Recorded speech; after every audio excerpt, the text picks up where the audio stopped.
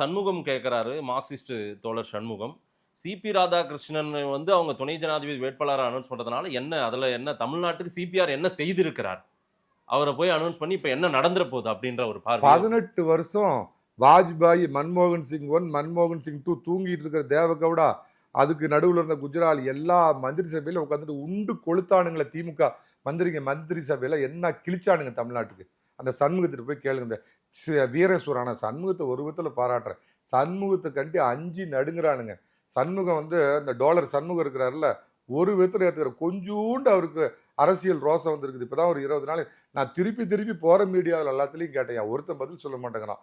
ஒரு மாசத்துக்கு முன்னாடி அந்த சண்முகம் என்ன சொன்னார்னா, அண்ணா காலம் தொட்டே திமுக ஒரு பூர்ஸ்வா கட்சி, சாதி படிமானங்களை தூக்கி பிடிச்ச மரியாதைக்குரிய இங்கிலீஷ் பிரசன்னா வந்திருந்தாரு. இந்த கேள்வி கேட்டா அப்படியே ஓட்டினாங்க. இந்த திமுக சொம்பு தூக்கி பேரை வந்து மறைச்சிக்கிட்டு ஊர் பேரை வச்சுக்கிட்டு ஒரு ஆள் வருவார், ராஜகம்பீரன் அப்படின்னா பேர் வேற. அவர்கிட்ட கேட்டேன், அவரு அதை பதில் சொல்லாம ஓடுறாரு. மரியாதைக்குரிய சியாமண்ணங்கிட்ட கேட்டேன், அவரு ஓடுறாரு.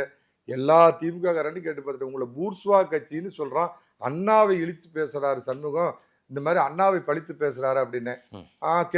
கேட்கலிங்கோன்ட்டு ஓடி போயிட்டாங்க. அந்த விதத்துல அவரு சொன்னதை நான்